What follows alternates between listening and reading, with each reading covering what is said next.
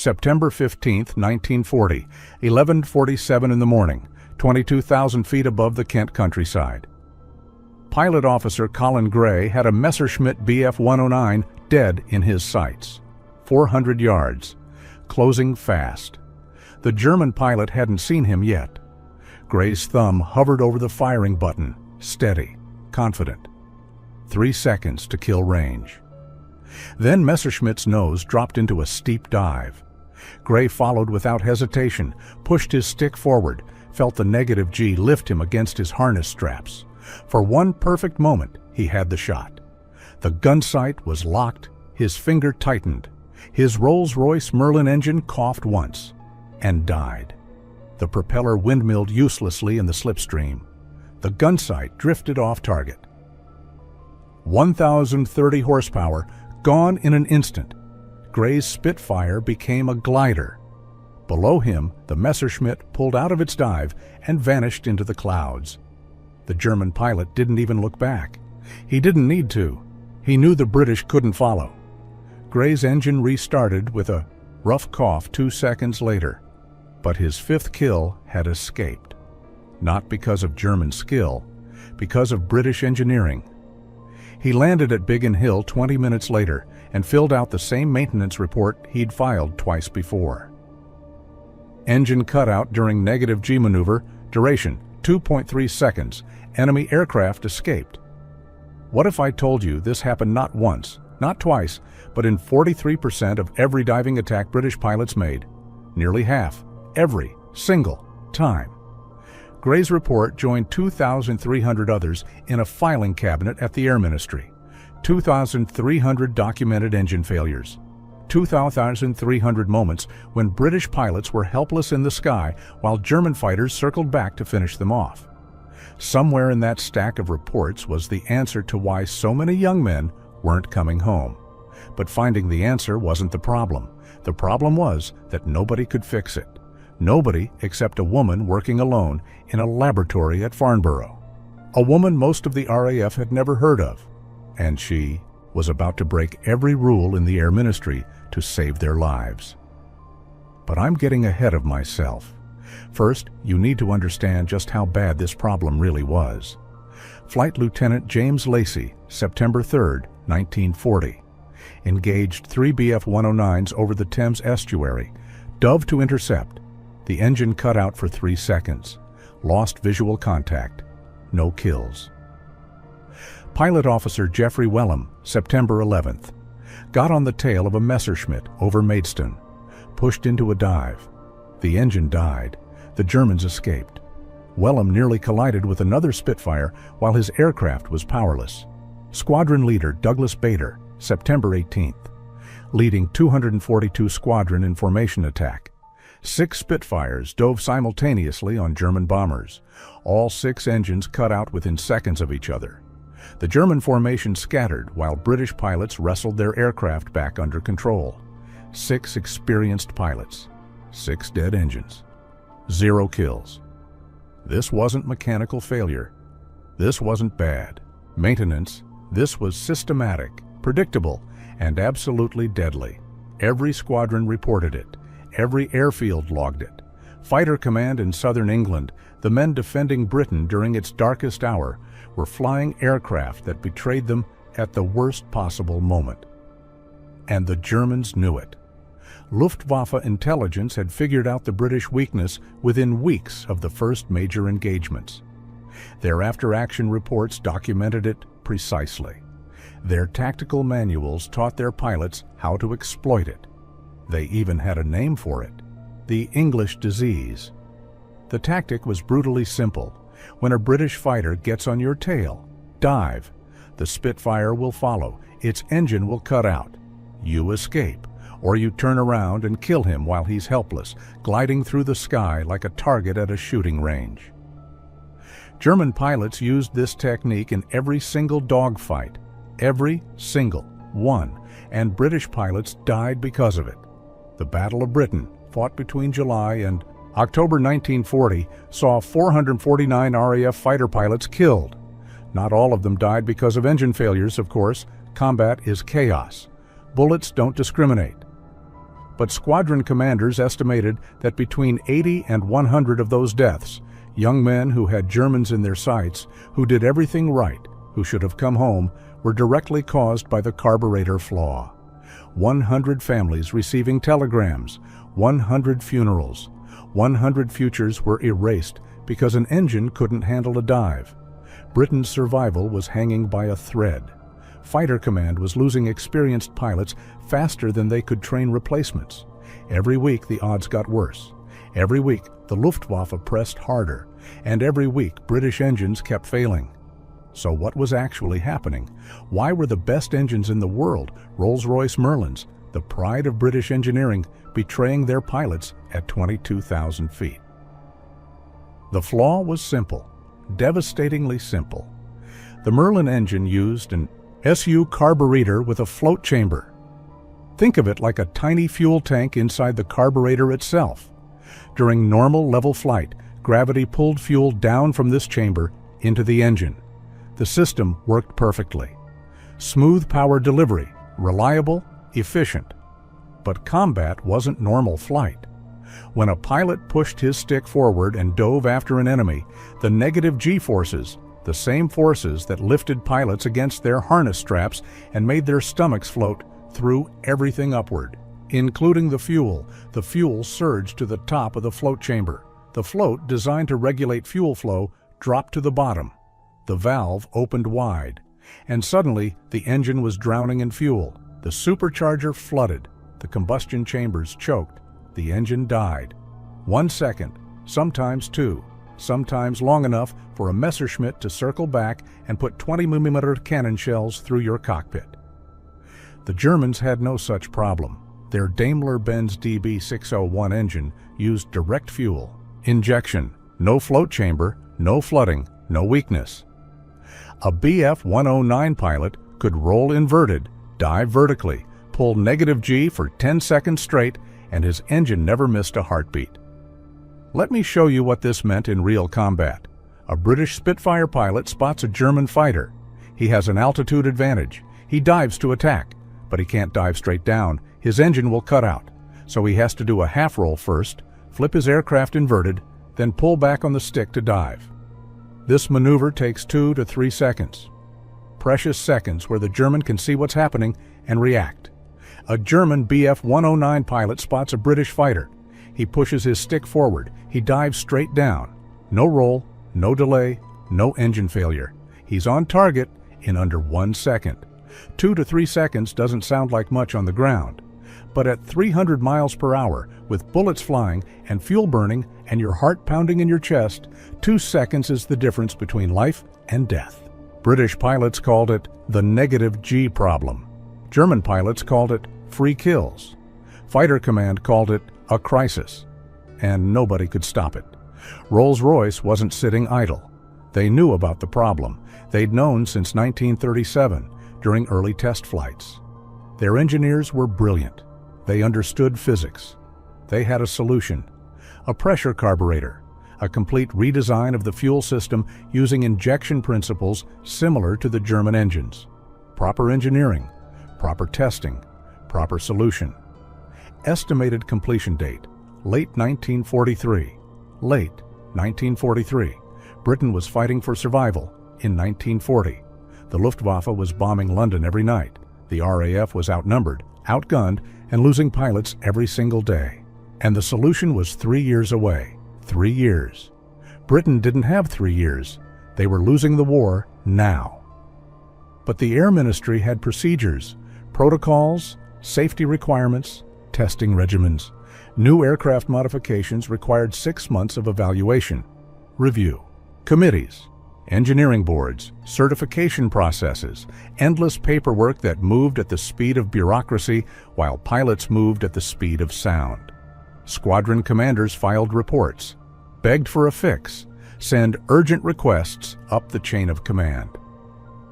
The reports landed on desks in London, where men in suits debated whether the problem was really as serious as the pilots claimed. Men who'd never felt a Merlin engine die beneath them at 20,000 feet. Men who'd never watched a German escape because their aircraft betrayed them. men who went home to their families every night, while pilots died in burning wrecks over the English Channel. The complaints mounted, the death toll rose, and nothing changed. Until a file landed on the desk of someone who refused to wait. The answer wouldn't come from Rolls-Royce with their 3-year development timeline. It wouldn't come from the Air Ministry, drowning in committees and procedure. It would come from someone nobody expected. Someone who'd been told her entire life that she didn't belong in an engineering lab. Someone who'd been racing motorcycles at 106 miles per hour while other women served tea and took notes. Someone who was about to risk everything, her career, her reputation, maybe her freedom, to save pilots she'd never met. Her name was Beatrice Schilling. And if you want to see how one woman's genius solved what an entire industry couldn't, hit that like button right now. This story gets wild. Trust me. Stay with me. March 8, 1909, Waterlooville, Hampshire. A small market town where everyone knew everyone and everyone knew their place. Beatrice Schilling was born into a world with very clear rules about what girls could and couldn't do. Her father, William, was a butcher. Respectable work, hard work. The kind of work that kept a family fed but didn't open doors to universities or laboratories or anything beyond the ordinary. Girls from families like hers had 3 paths: secretary, nurse, or shopkeeper. Maybe you'd marry well. Maybe you'd work in your father's shop. But you certainly didn't become an engineer. Nobody told Beatrice that, though. Or maybe they did, and she just wasn't listening. At 14 years old, she took every penny she'd saved from odd jobs, cleaning, errands, helping at her father's shop, and bought a broken motorcycle. A Norton, rusted and dead, abandoned by someone who couldn't fix it. Her parents thought she wanted to ride it. They imagined her puttering around the countryside, the wind in her hair, a teenage girl's rebellion that would fade once the novelty wore off. They had no idea. Beatrice wanted to understand it. She dragged that motorcycle into her bedroom. Her parents must have been mortified, and began taking it apart. Not casually, systematically. Every bolt, every gear, every component stripped down to its smallest piece, laid out on newspapers spread across her bedroom floor. Her mother would come to the door and stare at the organized chaos. Oil stains on the floorboards, metal parts everywhere. Her daughter, covered in grease, consulting diagrams she'd sketched herself. "What are you doing, Beatrice?" "Learning." And she did learn. She learned what every part did. Why was it shaped that way? How it connected to the next piece. She learned by touching, by failing, by trying again. No textbook, no teacher. Just her, the engine, and an obsession with understanding how things worked. 3 months later, she'd rebuilt it. Not just reassembled it, rebuilt it better than factory specification. She'd identified weaknesses in the original design, made modifications, improved the timing, adjusted the carburetor mixture. When she kick-started Norton in her parents' garden, the engine roared to life with a sound that was smoother, stronger, more powerful than it had ever been when it was new. Her father stood in the doorway of his butcher shop, arms crossed, shaking his head in disbelief. Her mother asked, "What will the neighbors think?" Beatrice didn't care what the neighbors thought. She'd had a revelation that would define the rest of her life. Engines are just puzzles. Complex, beautiful mechanical puzzles. And I'm really good at puzzles. By 1934, Beatrice Schilling was 25 years old. She wasn't puttering around the countryside anymore. She was racing at Brooklands. If you don't know Brooklands, imagine the most terrifying motorsport circuit ever built. A concrete oval, steeply banked, where motorcycles and race cars reached insane speeds. The banking was so steep that riders had to lean their machines at 45-degree angles just to stay on the track. One mistake, one loss of control, and you'd slide into the concrete wall at 100 miles per hour. People died at Brooklands regularly. Beatrice pushed her Norton M30 to 106 miles per hour around that concrete banking. She earned the British Motorcycle Racing Club Gold Star, an honor given to riders who exceeded 100-mile femch in a race. She was only the third woman in history to receive it. But here's what makes her story different from every other racer. She didn't just ride the motorcycle, she built it. She added a supercharger to her Norton M30 herself, designed the mounting, calculated the boost pressure, tuned the fuel mixture to handle the extra power without destroying the engine. She didn't hire mechanics. She was a mechanic. Racing taught her something no textbook ever could. It taught her how engines behave under stress, how they sound when they're about to fail, how they smell when components are overheating. She learned to feel problems before the gauges showed them, a slight vibration in the handlebars, a barely perceptible change in engine note, a hesitation in throttle response that told her something was wrong 3 seconds before it became catastrophic. She learned what metal sounds like when it's under pressure. She learned what fuel smells like when it's running too rich. She learned the difference between an engine that's working hard and an engine that's about to explode. One race, her primary chain snapped at 95 miles per hour. She felt it coming, a tiny vibration, a millisecond of warning, and she'd already begun easing off the throttle when it let go. She coasted to a safe stop while other riders would have crashed. Another time, her oil pressure started dropping mid-race. The gauge hadn't moved yet, but she smelled it. Hot metal. Friction. She pulled off the track immediately.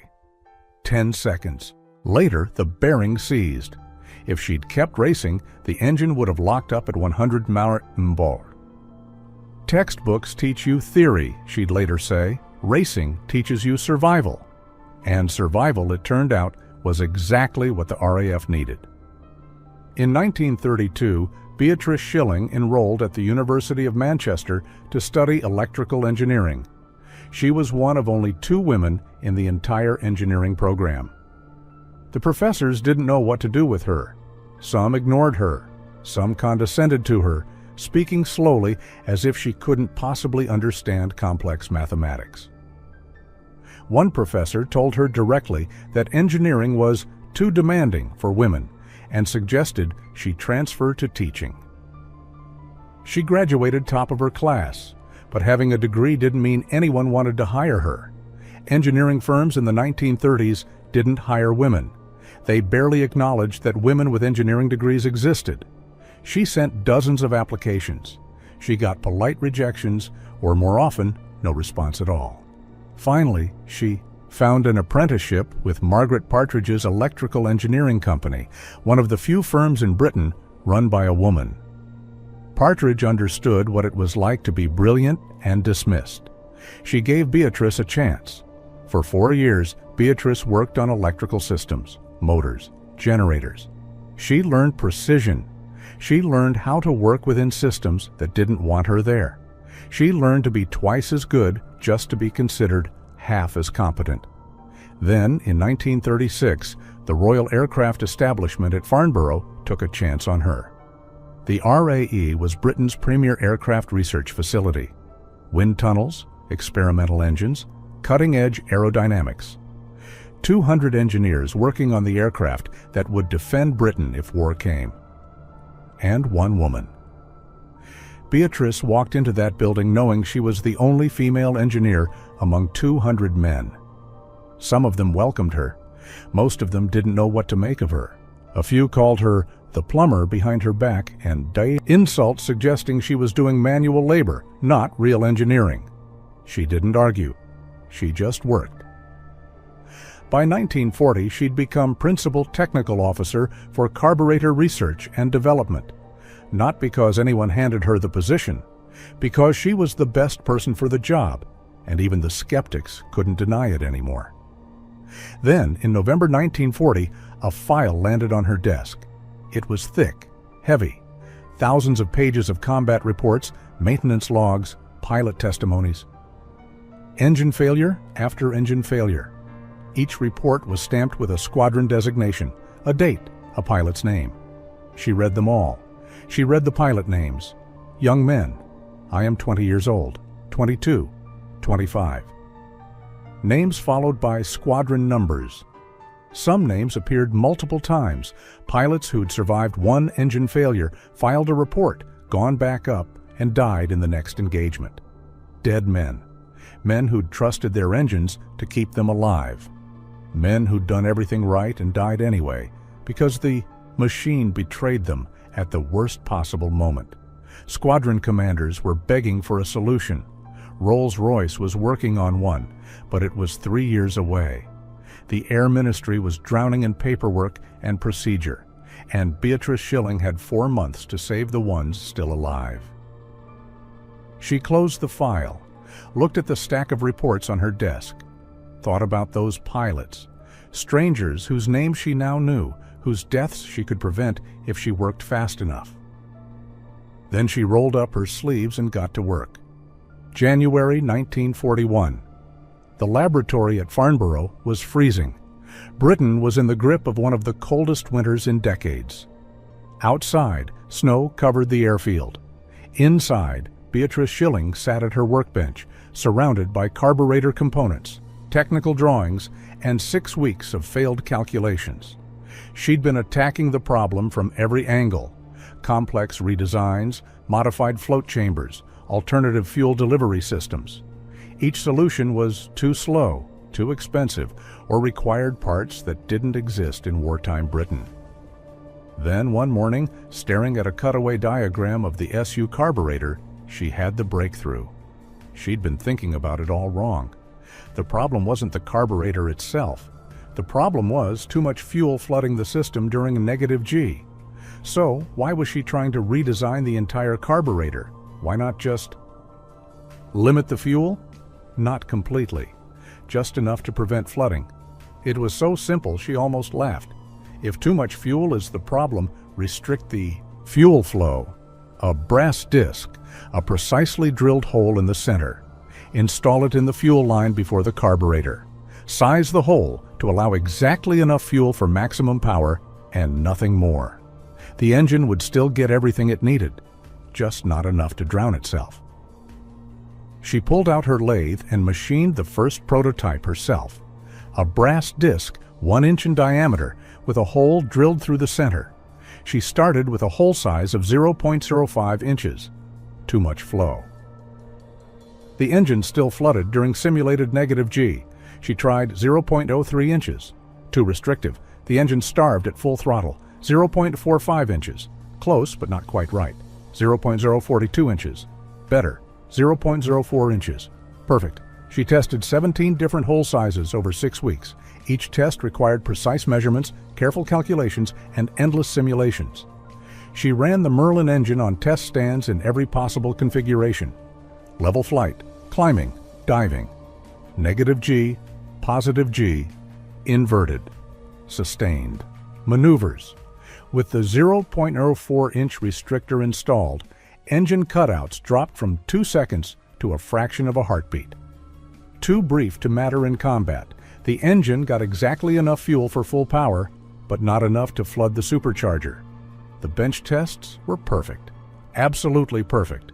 She documented everything, wrote detailed reports, prepared technical specifications, ran the numbers again and again to make absolutely certain she hadn't missed anything. But bench tests aren't combat. Bench tests don't have Messerschmitts shooting at you. Bench tests don't have adrenaline clouding your judgment. Bench tests don't have tracer rounds screaming past your canopy while you're trying to keep a diving aircraft under control. She needed to test it in an actual dogfight, and that's when the real problem emerged. March 17, 1941. Beatrice Schilling stood in her laboratory holding 6 brass restrictors in her hand. Each one weighed less than an ounce. Each one had cost maybe 6 pence to manufacture. Each one could save a pilot's life or kill him. She knew the regulations. Installing unauthorized modifications on RAF aircraft was a court-martial offense. The Air Ministry required 6 months of testing for any new component. Review committees, safety certifications, engineering boards, paperwork that moved through channels at the speed of bureaucracy. 6 months. In 6 months, how many more pilots would die? How many more engine failures? How many more Messerschmitts would escape because British fighters couldn't follow them into a dive. She did the math. If the current loss rate continued, another 60 to 80 pilots would die from carburetor-related failures before her restrictor received official authorization. 60 to 80 young men, 60 to 80 families receiving telegrams. 6 months? Pilots are dying today. She made her decision. She loaded her Norton motorcycle with tools, the 6 restrictors, and a welding kit, kicked the engine to life, and rode 40 miles through the English countryside to RAF Biggin Hill. The morning was cold and gray. The roads were muddy from recent rain. She rode in her leather jacket and goggles, the same gear she'd worn racing at Brooklands, her mind calculating distances and fuel consumption, and the precise wording she'd use when she asked someone to help her commit what was technically a criminal offense. Biggin Hill was one of Fighter Command's frontline stations. The airfield was scarred with bomb craters from recent Luftwaffe attacks. Ground crews swarmed over Spitfires and Hurricanes, preparing them for morning patrols. The smell of aviation fuel and oil hung in the cold air. She found the chief mechanic in one of the maintenance hangars, a sergeant named Harris, 16 years of experience maintaining Merlin engines, hands that knew every bolt and wire by touch, face weathered by years of working outside in all conditions. She showed him the brass restrictor, explained the physics in simple terms, the float chamber flooding, the negative G problem, how this tiny piece of brass would control the fuel flow and prevent the engine from cutting out. Harris turned the restrictor over in his oil-stained fingers. Such a small thing, such a simple thing. "How do you know it works?" he asked. "Bench tests," Beatrice said. 6 weeks of them, perfect results every time. Harris looked at her. "Bench tests aren't combat, miss." "I know," she said quietly. "That's why I'm here." There was a long silence. Ground crews moved around them, working on aircraft, shouting instructions to each other. In the distance, a Spitfire's Merlin engine roared to life for pre-flight checks. Harris looked at the restrictors in his hand. Then he looked at the Spitfires on the flight line, young pilots climbing into cockpits, young men who trusted their engines to keep them alive. "I've lost 11 pilots to engine cutouts," he said quietly. His voice was rough. 11 good men. Peterson, he had a wife and a baby daughter. Williams, kid from Yorkshire, couldn't have been more than 19. And MacLeod, Scottish lad. I am 20 years old. He was supposed to get married next month. He looked at Beatrice, looked at the restrictor in his hand. "If this thing works," he said slowly, "I don't care if the king himself hasn't authorized it." He picked up his welding kit and walked toward the nearest Spitfire. The installation took 2 minutes. Harris welded the restrictor into the fuel line between the fuel pump and the carburetor. The weld was clean, professional, invisible unless you knew exactly where to look. The brass disc sat there, unremarkable, a tiny piece of metal that nobody would notice, unless it worked, or unless it failed, and a pilot died because of it. Flight Lieutenant Alan Christopher Deere. Everyone called him Al. He was a New Zealander, 23 years old, with 54 combat missions under his belt. 7 confirmed kills. He'd been shot down twice. Survived a mid-air collision that should have killed him. Walked away from a crash landing where his Spitfire cartwheeled across a field and broke into pieces. He was also one of the most vocal critics of the carburetor problem. He'd filed engine failure reports 4 times in the last 3 months, all during diving attacks, all ending with German aircraft escaping. On March 17th, his Spitfire was the first aircraft fitted with Beatrice Schilling's restrictor. He didn't know it. Nobody told him. Harris had installed it while Deere was at breakfast. If the modification failed, if it starved the engine or caused a catastrophic failure, Beatrice wanted the blame to fall on her alone, not on a pilot who'd had no choice in the matter. At 07:15, Deere climbed into his cockpit. Standard morning patrol.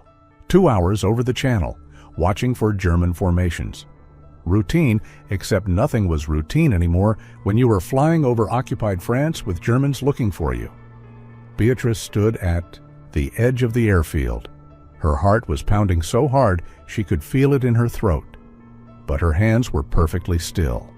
Engineers learn to control their hands. You can't make precision adjustments when you're shaking. If the restrictor worked, Deer would never notice anything different. The engine would perform exactly as it should, and he'd land without knowing anything had changed. If it failed, if it starved the engine during takeoff, he'd crash before he reached 500 feet. If the weld cracked during -G, the restrictor would tear loose and block the fuel line completely. The engine would die and never restart. If the hole was sized wrong, even by 1/1000th of an inch, the engine might run fine in level flight but fail catastrophically during combat maneuvers. If I'm wrong, Beatrice thought, he falls out of the sky, and I spend the rest of my life knowing I killed him. The Spitfire's Merlin roared to life, 12 cylinders firing in perfect sequence, 1,030 horsepower shaking the airframe. Deer taxied to the runway, released the brakes, accelerated down the grass strip. The tail came up. The Spitfire lifted off, climbed into the gray English sky. Beatrice watched until the aircraft was a speck against the clouds. Then she waited. The minutes crawled past. Each one felt like an hour. She paced the edge of the airfield, checked her watch obsessively, calculated fuel consumption in her head. 2 hours of patrol, maybe 2.5, if Deer extended his route. Fuel burn rate at cruise power, reserve calculations, emergency landing options if something went wrong. Ground crews moved around her. Mechanics worked on other aircraft. Pilots stood in small groups, smoking cigarettes, telling jokes to ease the tension of waiting. The war continued around her as if nothing unusual was happening. For them, nothing was. For Beatrice, everything was. She'd tested engine modifications before, published papers on carburetor efficiency. I attended conferences, but she'd never gambled a man's life on her work, never sent someone into combat with a piece of equipment that existed only because she believed it would work. Belief wasn't proof, and if she was wrong, belief wouldn't bring Deer back. Harris found her at the 1-hour mark, brought her a cup of tea. She took it, but didn't drink. Her stomach was too knotted. "He's a good pilot," Harris said, watching the empty sky. "Best in the squadron. If anyone can test your gadget properly, it's him." Beatrice nodded. She'd chosen Deer for exactly that reason. Experienced, aggressive, the kind of pilot who'd push into a dive without hesitation, the kind of pilot who'd find out fast whether the restrictor worked or didn't. 90 minutes. The patrol should be ending soon. Deer would be turning back toward Biggin Hill. If everything had gone normally, if his engine hadn't failed over the channel, if he wasn't floating in a life jacket right now, watching his Spitfire sink into cold, gray water, if he wasn't already dead. 2 hours and 17 minutes later, Deer's Spitfire appeared over the airfield. Beatrice saw it first. She'd been watching the sky so intently, her eyes ached. One aircraft, no smoke trailing behind it, no visible damage, wings level, steady approach. Deer landed smoothly, taxied to dispersal, cut his engine, and climbed out of the cockpit. He was grinning. Pilots didn't grin after routine patrols. They looked tired, tense, relieved to be alive, exhausted from 2 hours of constant vigilance at 20,000 feet. Deer looked like a man who just discovered a secret. Harris reached him first. "Any problems with the engine, sir?" Deer pulled off his helmet. His hair was matted with sweat. Problems? That was the best the Merlins ever ran. He encountered 2 Bf-109s over the channel. They'd spotted him at 15,000 feet, turned to engage. Standard German tactics, they had altitude advantage, so they dove to pick up speed and energy. Deer had followed the dive that should have killed his engine. Full -G, stick pushed hard forward, the horizon tilting, the channel rushing up, the Messerschmitts growing larger in his gun sight. And the Merlin never stuttered. Full power through the entire maneuver. Smooth, responsive, perfect. Deer had closed to 150 yards before the German pilots realized something was wrong. British fighters didn't follow them into dives. British fighters broke off, their engines cut out. But Deer was still there, still closing, still firing. He'd hit one of them, watched pieces fly off the Messerschmitt's tail section. The German had limped toward France, trailing smoke, barely staying airborne. First confirmed damage Deer had scored in a diving attack since August. "I don't know what maintenance did to this aircraft," Deer said, still grinning, "but I want it done to every Spitfire in the squadron, every single one." Harris looked at Beatrice. Beatrice looked at the ground. "I think that can be arranged, sir," Harris said quietly. News travels fast in wartime, especially good news. Especially when that good news means you might actually survive tomorrow's mission. Within 48 hours of Al Deer's successful test flight, every single aircraft at RAF Biggin Hill had a restrictor installed. Harris and his ground crew worked through the night. 2 minutes per aircraft, weld the brass disc into the fuel line. Check the installation, move to the next Spitfire. By dawn on March 19th, the entire squadron was modified. And then the phone calls started. Squadron commanders from Hornchurch called first. They'd heard rumors, something about Biggin Hill's pilots suddenly being able to follow German fighters into dives without engine failures. "What did you do? How do we get it?" Then Kenley called, then Tangmere, then Northolt, then Manston. Within 72 hours, every fighter station in southern England knew that Biggin Hill had solved the carburetor problem. They didn't know how. They didn't know what. They just knew that Biggin Hill's kill rates had suddenly doubled while their loss rates dropped. And they all wanted whatever Biggin Hill had. The Air Ministry found out within a week. Beatrice Schilling expected fury. She'd installed unauthorized modifications on combat aircraft. She'd bypassed every regulation, ignored every protocol, and committed what was technically a court-martial offense. She expected her career to end, expected threats, expected to be escorted out of Farnborough by military police. Instead, she got a phone call, March 24th, 1941. 8:30 hours, her laboratory phone rang. "Miss Schilling, this is Air Vice Marshal Keith Park." Keith Park, commander of No. 11 Group, the man responsible for every fighter squadron defending London and southeast England. The man who'd led Fighter Command through the worst days of the Battle of Britain. One of the most senior officers in the RAF. Beatrice's hand tightened on the phone. "Yes, sir." "I've just read the combat reports from Biggin Hill over the past week," Park said. His voice was clipped, precise, no-nonsense New Zealand accent. "I'm told you're responsible for the modifications." Beatrice braced herself. "Yes, sir." There was a brief pause. "How fast can you install this device in every aircraft in Fighter Command?"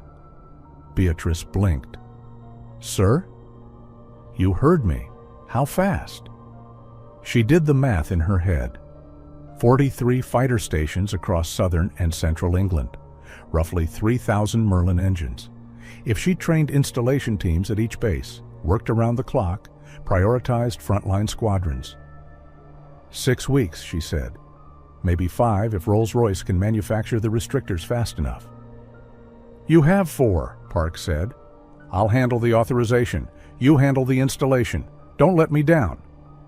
The line went dead. Beatrice stood there, phone in hand, staring at nothing.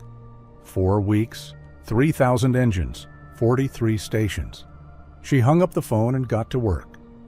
Beatrice assembled a team of 3 engineers from Farnborough, young men who knew Merlin engines inside and out. She gave them each a stack of restrictors, welding equipment, and instructions. Then she planned her route like a military campaign. Frontline squadrons first. The stations that saw daily combat. Biggin Hill was already done. Next, Hornchurch, Kenley, Tangmere, Northolt, Manston. Then work outward to the reserve squadrons. Then the training units. cover the entire southeast, then push north. She loaded her Norton motorcycle with tools, restrictors, technical specifications, and nothing else. No spare clothes, no comfort items, just the equipment she needed to save lives. And then she rode, station to station, base to base, through the English countryside that was preparing for invasion, past anti-aircraft batteries and roadblocks and home guard checkpoints. 40, 50, sometimes 60 miles between stations. She trained the ground crews personally at each base, showed them exactly how to install the restrictor, where to weld it, how to check the installation, how to verify the hole diameter was correct. She supervised the first fittings at every station. I watched the mechanics work, checked every weld with her own eyes, measured every hole diameter with her own calipers. If a restrictor didn't meet her exact specifications, if the hole was even 1/1000th of an inch off, if the brass disc had any imperfections, if the weld looked weak, she rejected it. Pilots' lives depended on these tiny pieces of brass being perfect. She wouldn't accept anything less. She slept in hangars when there was time to sleep, curled up in a corner on a canvas cot, still in her motorcycle leathers, catching 3 or 4 hours before the next day's installations began. She ate sandwiches on her motorcycle when there wasn't time to stop. Riding between stations, one hand on the throttle, one hand holding bread and cheese, eyes on the muddy roads. She rode through spring rain that turned the roads to rivers of mud. She rode while German bombers occasionally passed overhead. The Luftwaffe was still launching raids, still trying to break British morale. Once she had to pull off the road and take shelter in a ditch while a Heinkel He 111 flew low overhead, its engines thundering, heading toward London with a bomb load. When the bomber passed, she climbed back on her Norton and kept riding.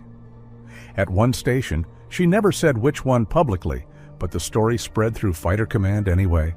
A wing commander refused to authorize the installation, told her to come back when she had proper paperwork from the Air Ministry, proper approvals, proper documentation. Beatrice pulled out a single sheet of paper. Air Vice Marshal Keith Park's direct authorization, signed, stamped, official. The wing commander read it, went pale, stammered an apology. "The installation proceeds now," Beatrice said. "Your pilots are dying. We don't have time for bureaucracy." The installation proceeded. At Daum, another station, a young pilot, couldn't have been more than 20, watched her supervise the installation on his Spitfire. Watched this woman in motorcycle gear checking welds and measuring components while his ground crew followed her instructions without question. "Excuse me, miss," he said. "What did you do to deserve such an important job?" Beatrice looked at him, covered in grease and oil, exhausted, running on too little sleep and too much coffee. "I'm good at it," she said simply.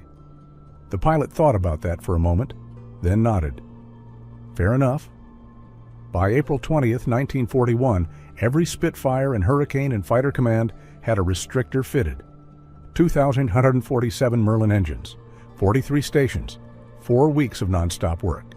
The device needed an official name for the technical reports and maintenance logs. The Royal Aircraft Establishment called it the RAE restrictor. Formal, professional. Appropriate for official documentation, the pilots called it something else entirely. Sir, Stanley Hooker, chief engineer at Rolls-Royce, heard about the modification and examined one of the restrictors himself. He was impressed and perhaps a bit embarrassed that his company's 3-year solution had been beaten by a woman with a brass washer and a drill. He gave it the nickname that stuck, Miss Schilling's Orifice. Crude RAF humor, a dirty joke. The kind of thing young men laughed about in mess halls and dispersal huts. When someone told Beatrice what the pilots were calling her invention, they expected her to be offended, scandalized. She was a professional woman in a man's world. Surely she'd demand they use the proper technical name. Instead, she smiled. "If a dirty joke helps pilots remember who saved them," she said, "I'll take it." The statistics tell the story better than any words can. March 1941, before the restrictor, engine cutouts during diving attacks, 41%, kill-to-loss ratio, 1.4 to 1, British fighters lost, 51 German aircraft destroyed, 73rd April 1941, after. The restrictor, engine cutouts during diving attacks, 0.3%, kill-to-loss ratio, 3.1 to 1, British fighters lost, 27 German aircraft destroyed, 84. The transformation was immediate, measurable, undeniable. Nearly half of all diving attacks had ended in engine failure. Now, less than 1 in 300 failed. British losses dropped by nearly half. German losses increased. The balance of air combat shifted in a single month. But the statistics don't capture what really changed. They don't capture the confidence. Pilot Officer Robert Stanford Tuck, one of the RAF's top aces, wrote a letter to his family in late April. "It's like flying a different aircraft," he wrote. "Before, every dive was a gamble. Would the engine keep running or wouldn't it? You'd hesitate for just a moment, and that moment could kill you. Now there's no hesitation. The Merlin runs perfectly, no matter what I do. I can fight the way I've always wanted to fight." Pilot Officer Johnny Johnson flew his first combat missions in April 1941. He'd go on to become the RAF's top-scoring ace of the entire war with 38 confirmed kills. Years later, he'd recall, "The older pilots told me about the engine failures. They said you had to be careful while diving. Your Merlin might quit on you. By the time I started flying combat, that problem was gone. Miss Schilling had fixed it. I never thought twice about diving in Germany. That probably saved my life a dozen times." Squadron leader Douglas Bader, the legendary pilot who flew with 2 artificial legs, credited the restrictor with fundamentally changing RAF tactics. "Before Schilling, we fought defensively," he said. "We were afraid of our own engines. After Schilling, we fought the way fighter pilots are supposed to fight. Aggressive, committed, no hesitation. She gave us our confidence back." Al Deere, the pilot who'd unknowingly tested the first restrictor, learned weeks later that he'd been the guinea pig. When Beatrice finally told him what she'd done installing an unauthorized, untested modification in his aircraft without his knowledge, he could have been furious. He could have reported her, could have demanded an investigation. Instead, he shook her hand. "I wasn't angry," he wrote in his memoirs years later. "I was grateful. She took a risk on me so that thousands of other pilots wouldn't have to take the same risk. That takes courage." The Luftwaffe noticed within weeks. German intelligence officers reviewed after-action reports from April and saw the pattern. British fighters were no longer breaking off diving attacks. The tactical advantage had evaporated. Pilots who'd relied on the English disease to escape were suddenly getting shot down. By May 1941, German tactical manuals had quietly removed the entire section about exploiting British engine failures during negative G maneuvers. The advice was no longer relevant. The weakness no longer existed. The English disease had been cured by a woman with a brass washer, a motorcycle, and the courage to break every rule that needed breaking. And the war continued. But now, British pilots had a fighting chance. May 1943, 2 years after Beatrice Schilling's brass restrictor saved Fighter Command. Rolls-Royce finally delivered their proper solution, the pressure carburetor. 3 years of development, millions of pounds invested, engineering perfection. Everything the Air Ministry had been waiting for since 1940. The new carburetor used direct fuel injection principles similar to German engines. No float chamber, no flooding risk, no need for a restrictor. A complete redesign that eliminated the negative G problem at its source. It was brilliant, sophisticated, exactly what the textbooks said you were supposed to do, and Fighter Command barely used it. The problem wasn't the carburetor itself. The problem was installation time. Converting a Merlin engine from the old SU carburetor to the new pressure system required 8 hours of work per aircraft, 8 hours of complete engine teardown, modification, reassembly, and testing. 8 hours meant grounding squadrons. 8 hours meant aircraft, sitting in hangars instead of protecting Britain's skies. 8 hours meant fewer combat-ready fighters at a time when the RAF was supporting bomber raids deep into occupied Europe. Fighter Command looked at the numbers. They had roughly 3,000 Merlin engines in service. 8 hours per engine meant 24,000 man-hours of work. Even working around the clock, converting the entire force would take months. Months when those aircraft couldn't fly missions. Months when German fighters would have numerical advantage. And for what? To replace a system that already worked perfectly? Beatrice Schilling's restrictor took 2 minutes to install, cost less than £1 to manufacture, never failed in combat. Pilots trusted it. Ground crews knew how to maintain it. It had been in service for 2 years with 0 complaints and spectacular results. So Fighter Command made a decision that would have seemed insane to engineers and bureaucrats. They kept the brass washers. The pressure carburetors went into new aircraft coming off production lines. Fresh Spitfires, new Hurricanes. Aircraft that hadn't been built yet could get the proper solution from the factory. But the thousands of aircraft already in service, the battle-hardened Spitfires that had fought through 1941 and 1942, the Hurricanes that veterans flew because they knew every sound and vibration, those kept Miss Schilling's orifice. Many aircraft flew with the restrictor until 1944, some until the war ended in 1945. 4 years of combat operations, thousands of missions, tens of thousands of diving attacks, all protected by a piece of brass with a hole drilled through it. The irony was profound and perfect. A stopgap solution, installed in violation of regulations by a woman nobody had heard of, kept British pilots alive for 4 years, while the proper engineering solution waited in the wings. Engineers hate shortcuts. They're trained to distrust simple solutions. They want comprehensive redesigns, extensive testing, proper documentation. But sometimes the shortcut is the answer. Sometimes simple is better than sophisticated. Beatrice Schilling understood that in her bones.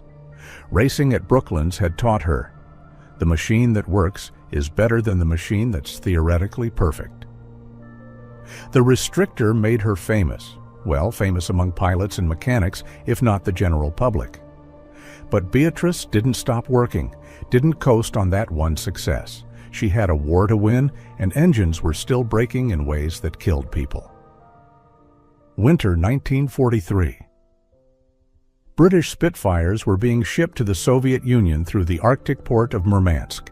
Part of the Lend-Lease program, Britain sending aircraft to help Russia fight Germany on the Eastern Front. The Russians loved Spitfires, fast, maneuverable, beautiful aircraft. There was just one problem: they wouldn't start. Murmansk in winter is one of the coldest places on Earth. Temperatures drop to 40 degrees below zero. At that temperature, fuel lines froze solid. Batteries died in minutes. Engine oil turned to sludge thick as honey. Russian mechanics would spend hours trying to coax frozen Spitfires to life, often giving up and leaving the aircraft grounded until spring. The file landed on Beatrice's desk with a note from the Air Ministry. "Can you fix this?" She studied the problem for 3 weeks, read reports from Russian mechanics, analyzed the Merlin's cold start characteristics, ran tests in Farnborough's refrigerated testing chamber, pushing temperatures down until components failed, then figuring out why. The solution was elegantly simple. Preheat the oil, not the engine, not the fuel, just the oil. Get the oil warm enough to flow, and everything else would follow. She designed a portable heating system that Russian ground crews could use with whatever equipment they had available. Kerosene heaters, steam generators, even fires built in metal drums. Then she wrote a manual, not in technical English, that required translators and engineering degrees, in simple, clear language with illustrations showing exactly what to do, step by step. Idiot-proof. Russian mechanics followed her instructions. Spitfires that had been frozen and useless roared to life in conditions that should have been impossible. Through the brutal winter of 1944, British fighters flew combat missions over frozen Russian landscapes, protecting Soviet bomber formations and intercepting German aircraft. Because a woman in England had figured out how to make oil flow at 40 below zero. Then came high-altitude research. By 1944, late-war Spitfires were flying missions at 35,000 feet. Air that thin, that cold, that starved of oxygen created new problems. Fuel mixture went wrong. Power output dropped. Engines that ran perfectly at 20,000 feet struggled and gasped at extreme altitude. Beatrice developed altitude-compensating modifications that improved power output by 8% above 30,000 feet. Not a dramatic number. Not revolutionary. Just 8% more power when you needed it most, when you were higher than any human had a right to be, hunting German reconnaissance aircraft that flew where most fighters couldn't reach them. 8% doesn't sound like much. But when you're at 35,000 feet and a German is pulling away from you, 8% is the difference between catching him and watching him escape. By 1945, Beatrice Schilling had completed 17 major projects. Cold starts, high-altitude performance, fuel system reliability, engine cooling. Each one saved lives. Each one solved a problem that was killing pilots. None of them achieved the fame of the restrictor. She didn't care about fame. While she was working those long hours at Farnborough, her husband George Naylor was flying bombers with 625 Squadron, Lancaster heavy bombers, night raids over Germany. 31 missions into defended airspace where searchlights turned night into day and German fighters prowled in the darkness. Bomber Command had the highest casualty rate of any service in the war. 1 crew in 2 didn't survive their tour of duty. 50-50 odds. Every time George climbed into that Lancaster, statistics said he might not come back. Beatrice calculated probability for a living. She knew exactly how thin the margin was, knew that every mission was a roll of dice loaded against survival. She couldn't protect him, couldn't engineer a solution to flak and night fighters and navigation errors that put bombers over the wrong target where defenses were heaviest. All she could do was work, keep other people's husbands alive, trust that George's skill and luck would bring him home. He beat the odds, earned the Distinguished Flying Cross, came home in 1944. They never talked about what he'd seen over Germany. He never asked about her work. Some things were too heavy to carry in conversation. Some weights you bore alone. Buckingham Palace. King George VI appointed Beatrice Schilling an A.E. Officer of the Order of the British Empire.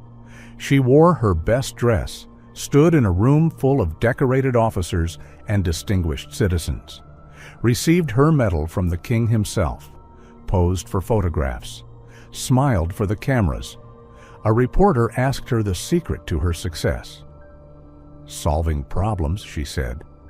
That's all engineering is. Someone has a problem. You find a solution. You make it work. Was being a woman in a male profession difficult? She shrugged. I didn't have time to think about being a woman. I was too busy being an engineer. The next morning, she was back at Farnborough working on jet engine problems. New technology, new challenges. The Merlin was yesterday's engine. Jets were the future, and they had their own set of issues that needed solving. She never reached director-level positions at the Royal Aircraft Establishment. Those positions were reserved for men. Unwritten rules nobody acknowledged, but everyone followed. The kind of barriers that didn't announce themselves, but were absolutely real. She never complained publicly, never filed grievances or demanded promotions she deserved. Maybe she didn't care. Maybe she preferred real engineering to the paperwork and politics that came with senior management. Maybe she'd learned long ago that fighting some battles wasn't worth the energy. Or maybe she just kept her head down and did the work because the work mattered more than recognition. Her post-war career included work on the Blue Streak missile program and research into wet runway braking systems, the technology that helps modern aircraft land safely in rain. Then, in 1967, something remarkable happened. Dan Gurney's Eagle Mk1 Formula One car had an overheating problem. The engine ran too hot during races. Performance suffered. The car couldn't compete. Gurney's team of engineers, young, brilliant, university-educated specialists, couldn't solve it. Someone suggested calling the old lady who fixed the Spitfires. Beatrice Schilling was 58 years old. She looked at the cooling system for 2 hours, traced coolant flow, measured temperatures, asked questions, made calculations on a notepad. Then she told them what to change. The engineers, half her age, trained in the latest techniques, implemented her solution. The overheating problem disappeared. The Eagle ran perfectly. "It's the same as any other engine problem," she said. "You understand physics. You find the simplest solution. You make it work." Beatrice Schilling retired in 1969.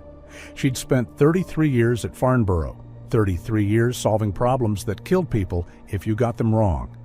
She spent her final years the same way she'd spent her first, working on motorcycles, restoring vintage machines, racing at classic events, maintaining the Norton she'd owned since she was 14 years old, the motorcycle that had taught her how engines behave under stress, the machine that had started everything. She died November 18, 1990, 81 years old.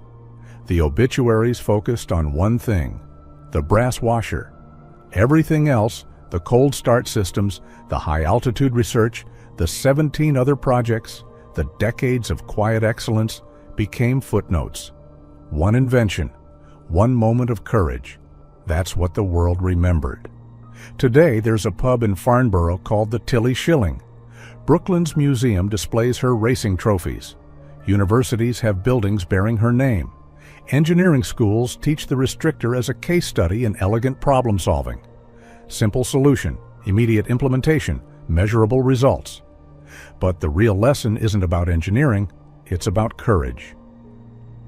In March 1941, Beatrice Schilling had a choice: follow procedure, wait for authorization, attend committee meetings, file reports, let the system work at the speed of bureaucracy while pilots died at the speed of combat, or load a motorcycle with brass washers and fix the problem herself. She chose to act, risked her career, her reputation, maybe her freedom. Installed an unauthorized modification and sent a pilot into battle without telling him what she'd done. If she'd been wrong, she would have been court-martialed, imprisoned, destroyed. Her name would be remembered as the woman who killed a pilot with her arrogance. She wasn't wrong. Thousands of pilots came home because of what she did. Thousands of families stayed whole. Thousands of futures lived instead of being buried in military cemeteries across England. One woman, one motorcycle, one brass washer with a hole in it, and the courage to act when everyone else was waiting for permission. That's how you change history. If this story moved you, smash that like button. Everyone likes YouTube to share this forgotten piece of history. Subscribe if you haven't already. We're bringing you more incredible untold World War II stories every week. Comment below. What other unsung heroes should I cover next? I read every single comment. And here's something wild. Next week, I'm covering the spy who saved D-Day using nothing but a dead body and a fake love letter. Trust me, you won't believe it. Until then, remember, heroes come in all forms. Sometimes they wear uniforms. Sometimes they wear motorcycle boots and carry wrenches. See you next time. May 15th, 1969. Mare Island Naval Shipyard, Vallejo, California, 5:47 p.m. Pacific Daylight Time. The night shift supervisor at Building Ways 3 walked the length of USS Guitarro, hull number SSN 665, a Sturgeon-class nuclear attack submarine, 92% complete, her black steel hull gleaming under mercury vapor lights that turned the evening fog into a diffuse grey glow. The air smelled of fresh paint, cutting oil, and the salt tang of San Francisco Bay, mixing with diesel exhaust from the yard locomotives shuttling materials between warehouses. The supervisor carried a clipboard listing 17 work orders scheduled for completion before the weekend. He knew that Guitarro was already 6 months behind schedule and $23 million over budget.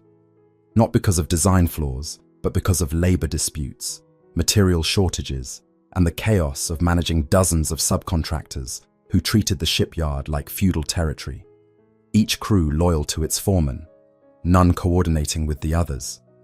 His orders, issued by the Mare Island Project Office and endorsed by the Navy's Supervisor of Shipbuilding, were to accelerate completion without compromising safety or quality. The progress reports showed steady advancement. Everything appeared routine. Then the submarine began to sink.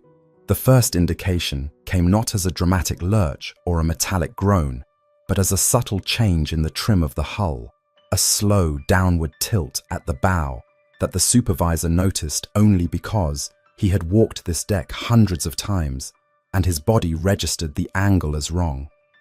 He stopped. He looked towards the bow. The forward section of the submarine, where the sonar dome housed the massive BQQ-2 passive sonar array, sat lower in the water than it had 15 minutes earlier.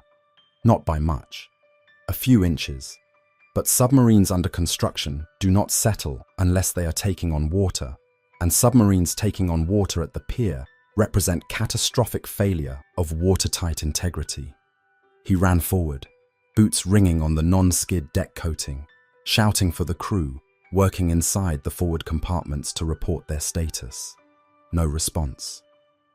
The interior communications system, not yet fully installed, consisted of sound-powered phones connecting only some compartments, and many of the junction boxes remained unwired.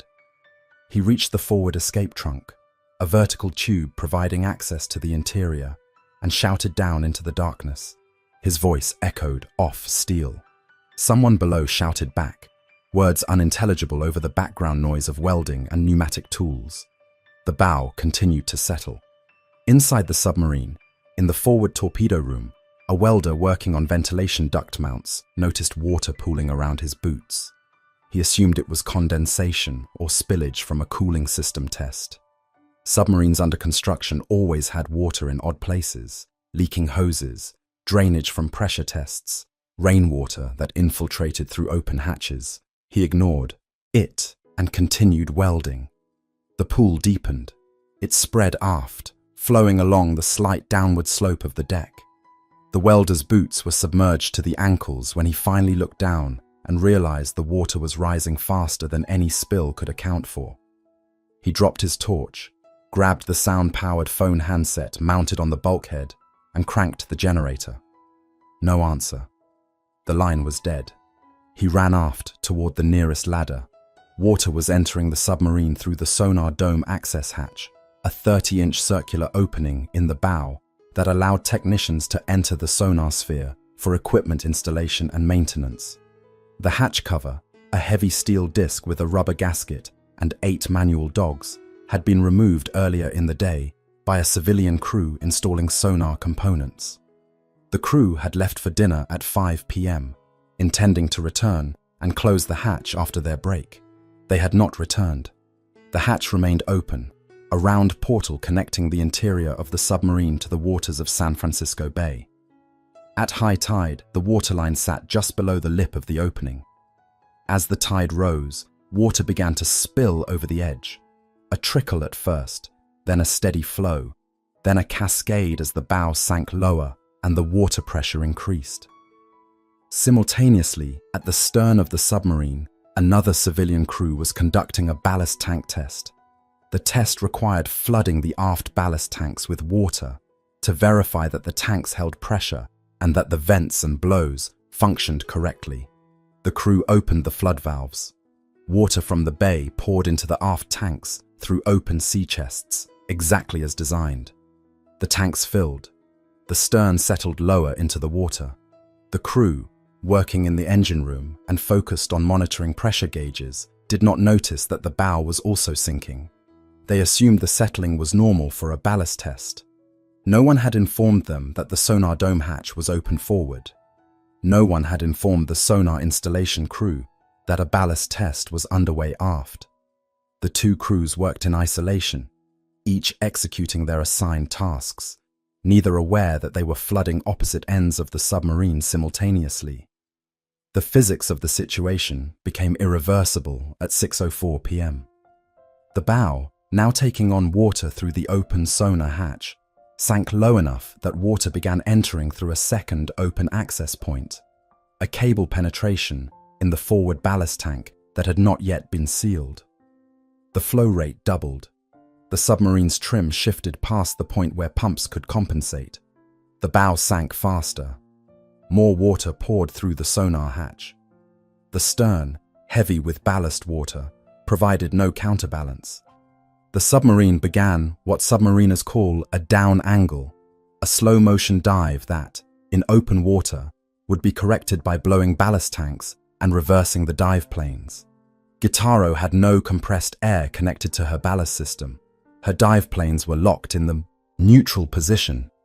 She had no way to arrest her descent. Workers inside the submarine felt the deck tilt beneath them. Those in the forward compartments heard the sound of rushing water, a low roar echoing through the empty spaces. Panic spread in the darkness. Men scrambled toward ladders leading to escape trunks. Some made it to the upper deck. Others, deeper in the hull, found their routes blocked by rising water. The emergency lighting, not yet connected to the backup batteries, failed to activate. Men climbed through blackness, hands groping for ladder rungs, voices shouting warnings and directions that no one could hear over the noise of water and the metallic banging of loose equipment shifting as the submarine rolled. On the pier, the night shift supervisor reached a pier-mounted telephone and called the shipyard emergency center. He reported a submarine sinking at Building Ways 3. The dispatcher, skeptical, asked him to repeat the report. Submarines do not sink at the pier. They sink at sea, in combat, or during deep diving tests. They do not sink while under construction in calm water, under the care of trained shipyard personnel. The supervisor repeated the report, his voice rising. The dispatcher activated the shipyard fire brigade and damage control teams. Sirens began to wail across the yard. Gitaro settled onto the bottom of the slip at 6:22 p.m., 35 minutes after the first signs of trouble. The water depth at the pier was 37 feet. The submarine's sail, the vertical structure housing the periscopes and masts, remained above water, along with a section of the aft deck. The forward section, including the bow planes and the sonar dome, rested on mud. The hull, designed to withstand the crushing pressure of deep ocean dives, suffered no structural damage from the impact. The damage was to systems, equipment, and Navy pride. Divers entered the water within an hour, carrying underwater lights and cutting torches. Their mission was to assess damage and determine whether any personnel remained trapped inside. They found the interior flooded to a depth of 15 feet forward and 8 feet aft, with equipment floating in the murky water. Electrical panels, not yet waterproofed, had shorted out, sending sparks arcing through the flooded compartments until someone on the pier threw the main breaker. No one was trapped inside. All workers had evacuated. The only casualties were time, money, and reputation. If you are enjoying this investigation into history's hidden conflicts, please verify your subscription to the channel Cold War Chronicles. We declassify the past to understand the present. The immediate aftermath was not heroic salvage, but bureaucratic paralysis.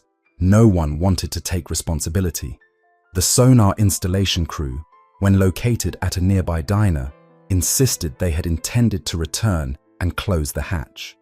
The ballast test crew insisted they had followed their written procedures exactly. The shift supervisor insisted he had not been informed of either operation. The project office insisted that coordination was the responsibility of the contractor. The contractor insisted that coordination was the responsibility of the Navy. While the arguments unfolded in conference rooms, Gitaro sat on the bottom, her interior systems soaking in salt water her construction schedule destroyed. The salvage operation began on May 17th, after 48 hours of planning. Compressed air was pumped into the sealed compartments to displace water and provide buoyancy. Pumps were lowered through hatches to remove water from flooded spaces. Divers sealed the sonar hatch and the cable penetrations that had allowed water to enter.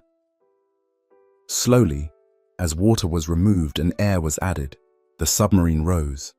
She broke the surface on May 19th, 4 days after sinking, her hull streaked with mud and rust, her interior a wreck of waterlogged equipment and corroded wiring. The Navy convened a formal investigation. The investigation board interviewed more than 100 witnesses, reviewed work schedules, inspected quality control procedures, and analyzed the command structure at Mare Island. Their findings, released in classified and unclassified versions, were devastating. Item 1. No single individual had responsibility for coordinating work activities on Guittaro. Item 2. The project office relied on contractors to self-coordinate, a system that worked only when contractors chose to communicate, which they rarely did. Item 3. Watertight integrity during construction was treated as a low priority because submarines under construction were assumed to be safe at the pier. Item 4. The sonar installation crew and the ballast test crew were employed by different contractors, reported to different supervisors, and had no procedure for checking with each other before beginning work that affected the submarine's stability. The investigation identified the immediate cause as human error, specifically the failure of the sonar crew to close the hatch before leaving for dinner. But the deeper cause was systemic. Mare Island Naval Shipyard, overburdened with construction projects and understaffed due to budget cuts, had lost control of the work environment. Contractors operated independently. Schedules slipped. Quality assurance inspections were skipped to save time. The shipyard, once a model of precision engineering, had become a chaotic assembly line where submarines were built by committee, no one in charge, everyone responsible, which meant no one responsible. The cost of the sinking was calculated in multiple ledgers. Direct salvage costs, $2 million. Repair and replacement of damaged equipment, $25 million. Schedule delay, 8 months. But the psychological cost was incalculable. Mare Island had been building submarines since 1917. The yard had produced diesel boats for World War II, nuclear boats for the Cold War, and had never lost a submarine in construction. The sinking of Guittaro broke a half-century record of competence. Morale among shipyard workers collapsed. Contractors began to leave for private sector jobs. Engineers requested transfers. The yard's reputation, built over decades, was destroyed in 35 minutes. In Washington, the Chief of Naval Operations received a summary of the investigation and ordered a fleet-wide review of construction practices at all naval shipyards. The review revealed that Mare Island was not an isolated case. Item 1. At Portsmouth Naval Shipyard, a submarine under construction had nearly flooded due to an improperly secured sea valve. Item 2. At Electric Boat in Groton, quality control inspectors reported intimidation by contractors who resented oversight. Item 3. At Newport News, schedule pressure had led to the installation of equipment that had not been tested, resulting in multiple failures during sea trials. The pattern was clear. The submarine construction program, pushed to accelerate production to counter Soviet naval expansion, had sacrificed procedural discipline for speed. Admiral Hyman Rickover, the irascible and legendary head of the Naval Reactors Program, read the reports and issued a scathing memo. He noted that the sinking of Guittaro was not a failure of technology, but a failure of management. Submarines were complex machines, requiring obsessive attention to detail, strict adherence to procedure, and accountability at every level. Mare Island had abandoned those principles. The contractors had been allowed to operate without supervision.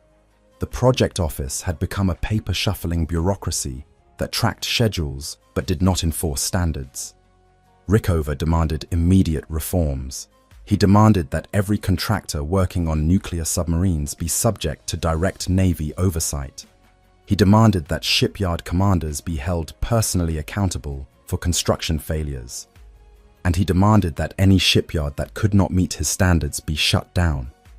The reforms were implemented slowly, resisted by contractors who saw them as intrusive, by shipyard commanders who saw them as insulting, and by budget officers who saw them as expensive. But the sinking of Guittaro had created a political environment where resistance was impossible. Congress, already skeptical of cost overruns in defense programs, demanded accountability.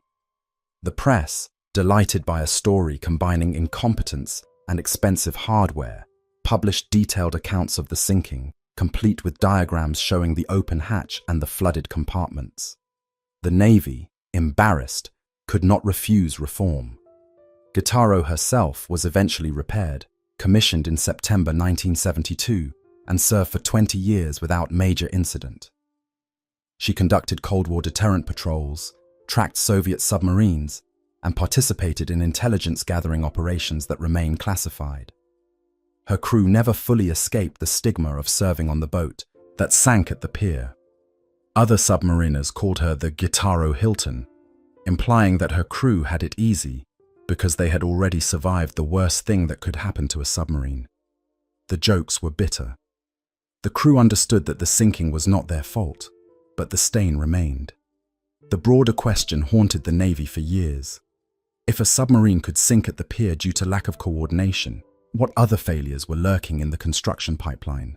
How many submarines were being delivered with hidden defects because inspectors were overworked or intimidated? How many safety procedures were being ignored because schedules demanded speed? The investigation into Guittaro opened a door the Navy had preferred to keep closed, revealing a construction system that was fragile, disorganized, and vulnerable to cascading failures. The answer was not comforting. Mare Island was not an outlier.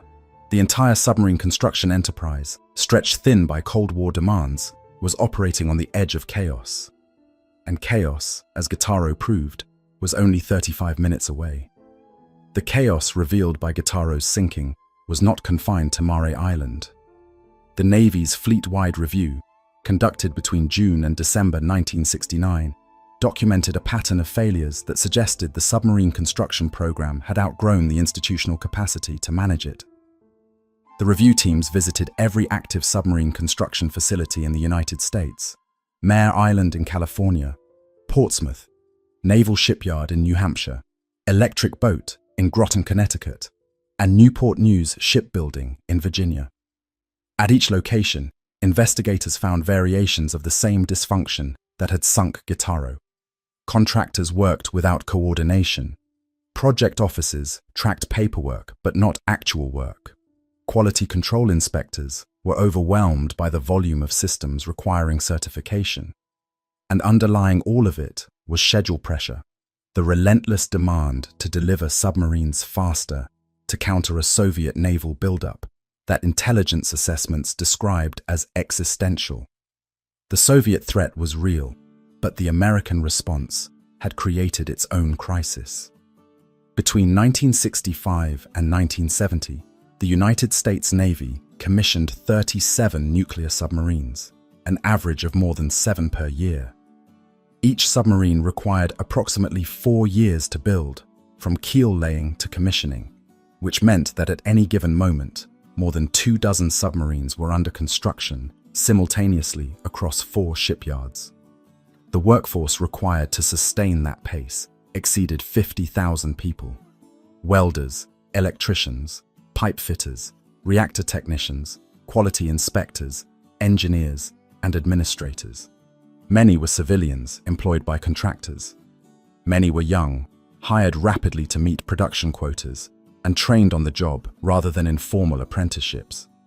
The older generation of shipyard workers, men who had built World War II submarines and learned their trade through years of experience, were retiring or dying, taking with them institutional knowledge that could not be replaced by training manuals. Mare Island exemplified the demographic problem. In 1945, the yard employed 12,000 workers, most of them veterans of pre-war apprenticeship programs. By 1969, the workforce had grown to 18,000, but fewer than 3,000 had more than 10 years of experience. The rest were recent hires, many of them drawn from the agricultural Central Valley or from communities with no shipbuilding tradition. They learned to weld by welding. They learned to read blueprints by making mistakes. The quality of their work varied wildly. Some took pride in precision. Others simply wanted a paycheck and performed the minimum required to pass inspection, assuming inspections actually occurred. The inspection process itself had been corrupted by schedule pressure. Quality assurance inspectors at Mare Island were responsible for certifying that work met Navy specifications before contractors moved to the next phase of construction. In theory, no work proceeded until the previous work had been inspected and approved. In practice, contractors routinely began new work before inspections were complete because waiting for inspectors caused delays, and delays triggered financial penalties written into contracts. The inspectors, understaffed and overworked, often signed off on work they had not personally examined, relying on contractor self-reports. The system assumed honesty. Guittaro proved that assumption was fatal. The specific failures documented during the fleet-wide review read like a catalogue of near misses. At Portsmouth Naval Shipyard, a submarine under construction had suffered a minor flooding incident when a sea valve, supposed to be closed and locked during pierside work, was found open during a routine inspection. Water had entered the valve and flooded a pump room before being discovered. The investigation revealed that the valve had been opened by a contractor performing a pressure test and had not been closed because the contractor assumed someone else would close it. No one did. The flooding was contained, but only because a watchstander happened to notice water in a bilge that should have been dry. At Electric Boat, quality control inspectors reported that contractors had installed reactor components without the required radiation shielding because the shielding materials had not arrived on schedule. The contractors, unwilling to halt work and trigger schedule delays, installed the components anyway, intending to add shielding later. The inspectors discovered the omission during a random walkthrough. The reactor had to be partially disassembled, the shielding installed, and the components reinstalled. The rework cost 6 weeks and $1.2 million. The contractor faced no penalty because the contract allowed for schedule adjustments due to material shortages. At Newport News, investigators found that electrical panels on a newly commissioned submarine had failed during sea trials because the panels had been installed without proper waterproofing. The contractor had used commercial-grade sealant instead of military-grade sealant specified in the blueprints. The commercial sealant degraded in salt water. The panels shorted out. The submarine lost power to critical systems and had to return to port under emergency diesel propulsion. The contractor claimed the substitution was standard practice and that military-grade sealant was unnecessarily expensive. The Navy disagreed. The contractor was fined, but the submarine still required months of rework. The pattern was systemic. Contractors cut corners to save time and money. Inspectors, overwhelmed, missed the shortcuts. Problems were discovered late, often during sea trials, or, worse, during operational deployments. And the cost of fixing problems after the fact vastly exceeded the cost of doing the work correctly in the first place. The Navy was paying twice, once for defective work and again for rework, while also suffering schedule delays that undermined the strategic goal of matching Soviet submarine production. Admiral Rickover's response was characteristically blunt. In a meeting with the Chief of Naval Operations and the Secretary of the Navy, he stated that the submarine construction program was on the verge of collapse. He argued that the Navy had prioritized quantity over quality and that the result was a fleet of submarines with hidden defects that would reveal themselves at the worst possible moments. He cited Guittaro as proof that the system could not be trusted. He demanded that every submarine under construction be subjected to a full inspection, that any submarine found to have defects be taken out of service until repaired, and that contractors failing to meet standards be barred from future Navy work. The proposal was politically and financially impossible. A full inspection of every submarine under construction would halt production for months.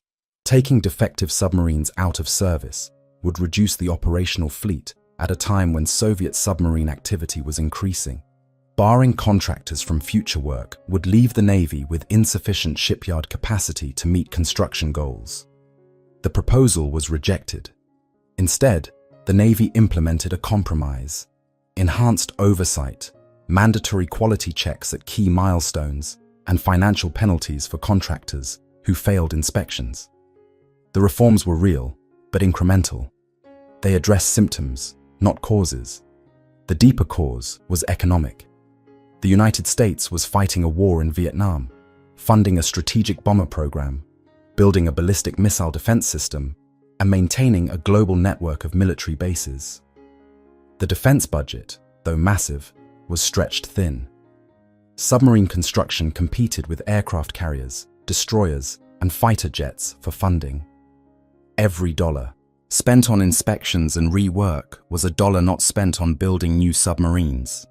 The pressure to deliver submarines on schedule and under budget was relentless, and that pressure flowed downward through the Navy bureaucracy to the shipyards and contractors, where it manifested as shortcuts, omissions, and the kind of catastrophic negligence that sank Guittaro. Guittaro herself, meanwhile, sat in a repair dock at Mare Island, surrounded by scaffolding and flooded with harsh light from arc welders working around the clock to replace corroded systems. The sonar array, the most expensive component of the submarine, had been destroyed by saltwater immersion. The BQQ-2 sonar system cost $14 million and required 18 months to manufacture. Replacement units were not sitting in warehouses. They were custom-built to order. Mare Island had to wait. While waiting, workers replaced electrical panels, stripped and repainted corroded surfaces, tested and retested every valve and pump, and essentially rebuilt the forward third of the submarine. The crew assigned to Guittaro, officers and enlisted men who had trained for months to operate her, waited as well. They had been told the submarine would commission in January 1970, then March, then June. The delays stretched. Morale suffered. Some crew members requested transfers. Others simply accepted that they were part of the Navy's most famous embarrassment and tried to make peace with it. The commanding officer, a career submarine officer who had not been aboard during the sinking but inherited the aftermath, held weekly meetings to reassure the crew that Guittaro would be an excellent boat once repairs were complete. The reassurance rang hollow. Everyone knew that the boat's reputation was ruined before she ever went to sea. The broader institutional response to the Guittaro incident revealed fractures within the Navy's leadership. Some admirals argued that the sinking was an isolated incident caused by specific failures at Mare Island, and that systemic reforms were unnecessary. Others argued that Mare Island was a symptom of deeper problems, and that without fundamental changes, more submarines would fail in more spectacular ways. The debate played out in classified memos and tense meetings, and the resolution was predictably bureaucratic: create new oversight committees, write new procedures, and hope that the appearance of reform would prevent future disasters. But hope is not a strategy, and new procedures are meaningless if no one enforces them. The contractors who had flooded Guittaro were not fired.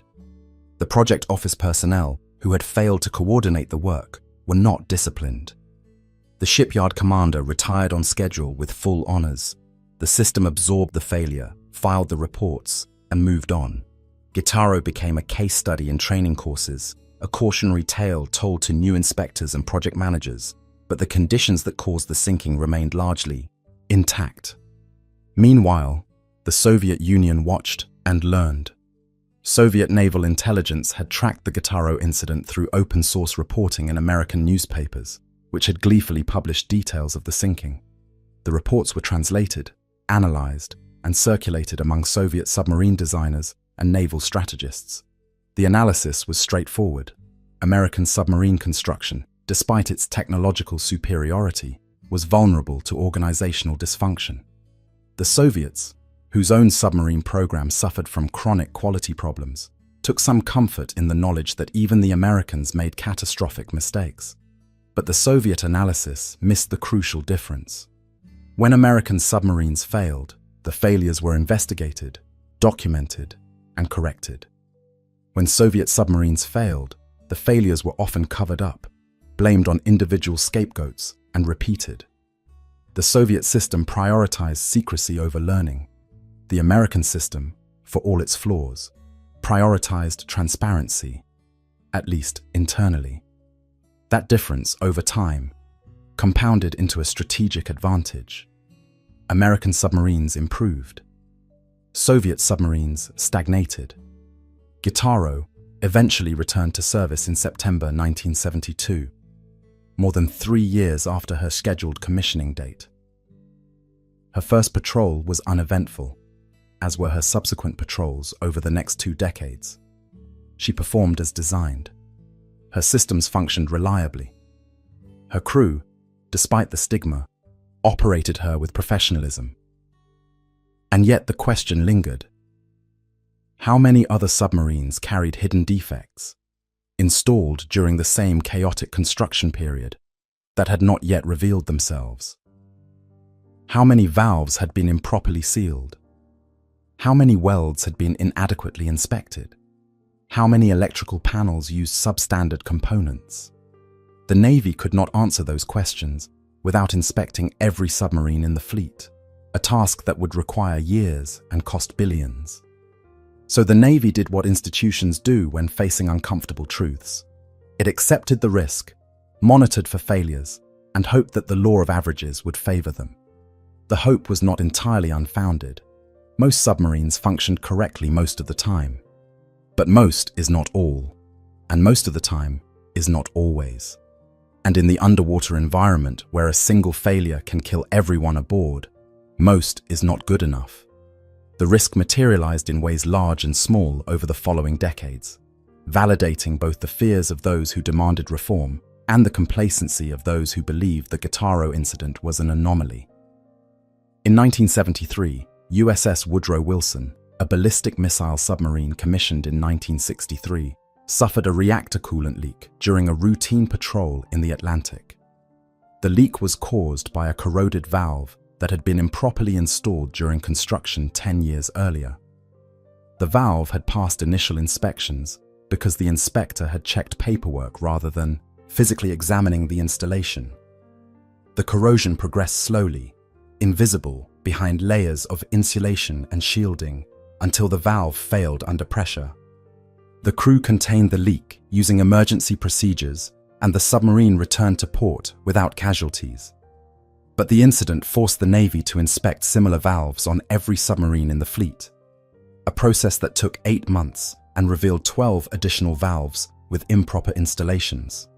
In 1978, USS Gitaro herself experienced a near-catastrophic failure during a training exercise off the coast of California. A seawater cooling pump, part of the reactor's secondary cooling system, seized due to a manufacturing defect in the pump bearings.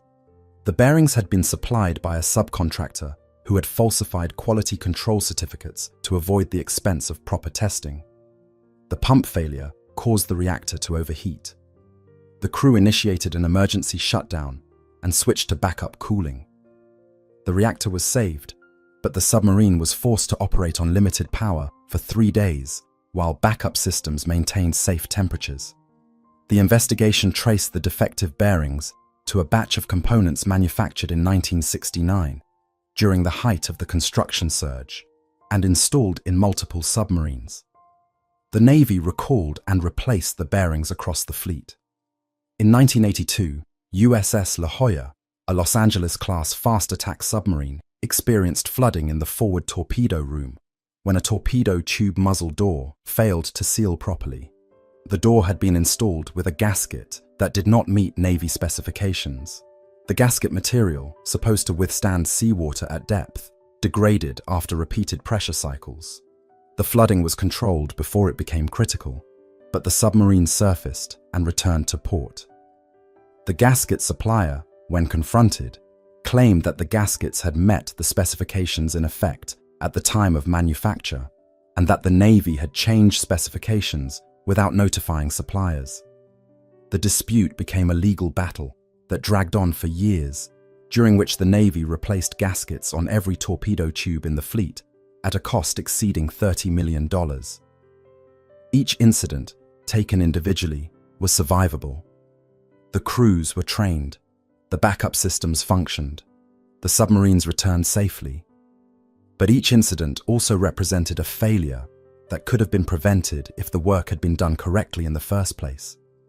And each incident reinforced the lesson that Guittaro had taught. The submarine construction system, stressed beyond its capacity during the Cold War buildup, had produced a fleet with latent defects that revealed themselves unpredictably, sometimes years or decades after construction. The human cost of these failures was not measured in deaths, because no American submarine was lost due to construction defects during this period. But the cost was measured in fear. Submarine crews operated with the knowledge that their boats might contain hidden flaws, that a valve might fail, a weld might crack, a component might be substandard. The fear was not paralyzing, but it was persistent, a background anxiety that every submariner learned to manage. They trusted their training, their equipment, and each other. But trust is not certainty, and the gap between the two was filled with doubt. The institutional response to these failures followed a predictable pattern. After each incident, the Navy convened an investigation, identified the root cause, implemented corrective measures, and declared the problem solved. New inspection protocols were written. New quality standards were mandated. Contractors were warned. And then the cycle repeated. The problem was not that the Navy failed to respond.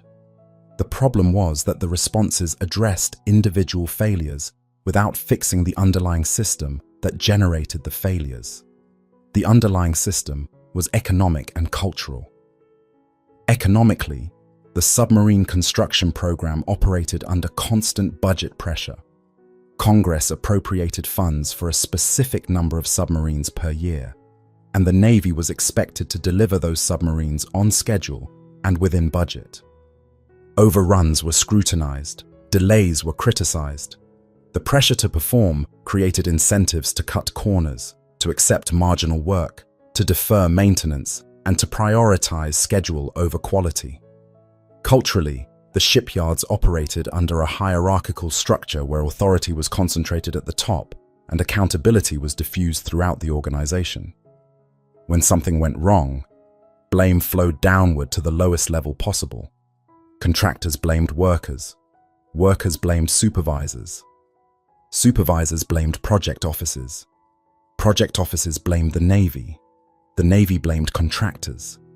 No one accepted systemic responsibility.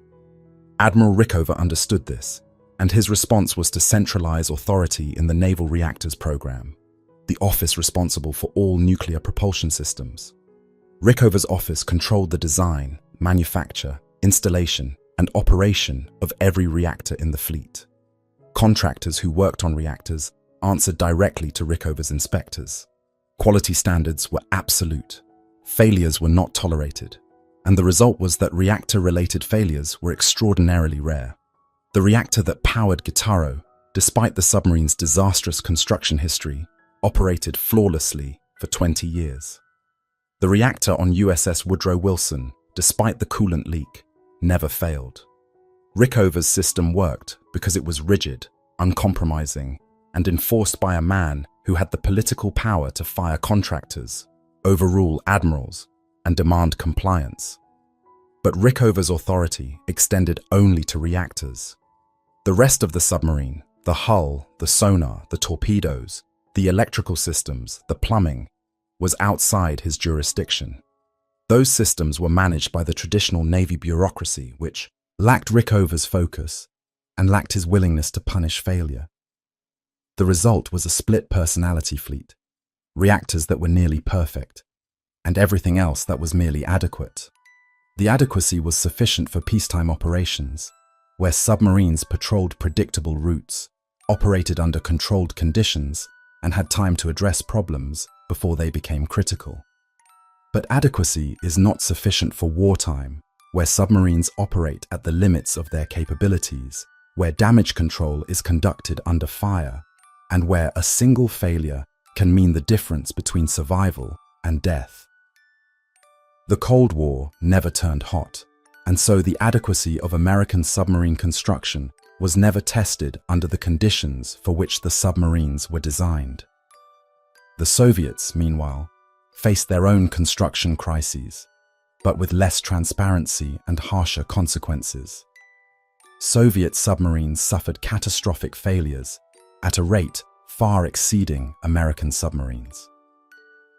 Between 1960 and 1990, the Soviet Navy lost 9 submarines to accidents, compared to 2 American submarines lost during the same period. The Soviet losses included reactor meltdowns, fires, collisions, and floodings caused by defects that would have been caught by American inspection standards. But Soviet inspection standards were lower, and Soviet accountability was punitive rather than corrective. When a Soviet submarine failed, the officers were court-martialed, the crew was reassigned, and the incident was classified. No public investigation, no systemic reform. The same mistakes repeated. The comparison between American and Soviet submarine construction reveals a fundamental difference in institutional culture.